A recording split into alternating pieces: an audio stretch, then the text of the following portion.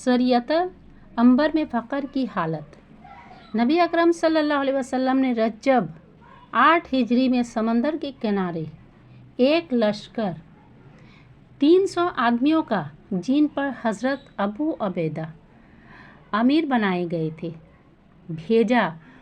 حضور اقدس صلی اللہ علیہ وسلم نے ایک تھیلی میں کھجوروں کا توشہ بھی ان کو دیا۔ 15 روز ان حضرات کا وہاں قیام رہا اور توشہ ختم ہو گیا۔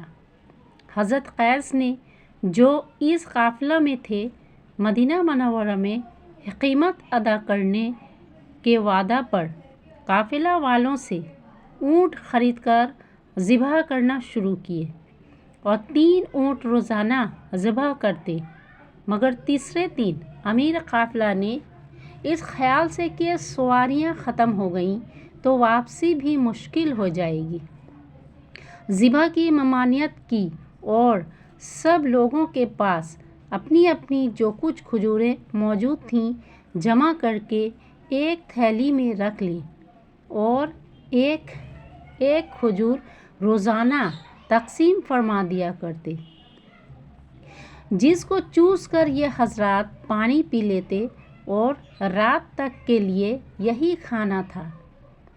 کہنے کو مختصر سی بات ہے، مگر لڑائی کے موقع پر جب کہ قوت اور طاقت کی بھی ضرورت ہو، ایک دن کھجور پر دن بھر گزار دینا دل و جگر کی بات ہے۔ چنانچہ حضرت جابر نے جب یہ قصہ لوگوں کو حضور صلی اللہ علیہ وسلم کے بعد سنایا تو ایک شاگرد نے عرض کیا کہ حضرت، ایک کھجور کیا کام دیتی ہوگی؟ آپ نے فرمایا، اس کی قدر جب معلوم ہوئی، جب وہ بھی نہ رہی کہ اب بجز فاقہ کے کچھ نہ تھا، درخت کے خشک پتے جھاڑتے اور پانی میں بھگو کر کھا لیتے۔ مجبوری سب کچھ کرا دیتی ہے، اور ہر تنگی کے بعد اللہ تعالیٰ جل شانہ کے یہاں سے سہولت ہوتی ہے۔ حق تعالیٰ نے ان تکالیف اور مشقتوں کے بعد سمندر میں سے ایک مچھلی ان لوگوں کو پہنچائی جس کو عنبر کہتے ہیں۔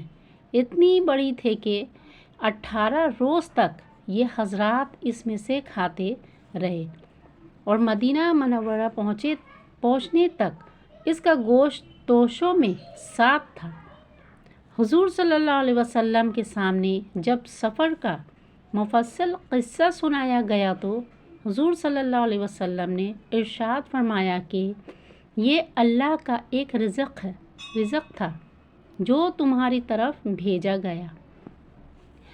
مشقت اور تکالیف اس دنیا میں ضروری ہے اور اللہ والوں کو خاص طور پر پیش آتی ہیں۔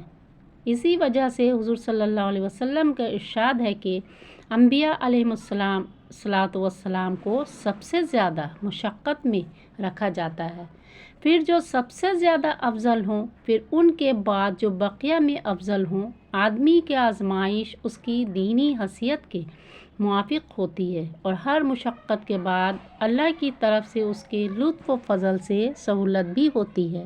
یہ بھی غور کریں کہ ہمارے بڑوں پر کیا کیا گزر چکا اور یہ سب دین ہی کی خاطر تھا۔ اس دین کے پھیلانے میں جس کو آج ہم اپنے ہاتھوں سے کھو رہے ہیں، ان حضرات نے فاقے کیے، پتے چابے، اپنے خون بہائے اور اس کو پھیلایا جس کو ہم آج باقی بھی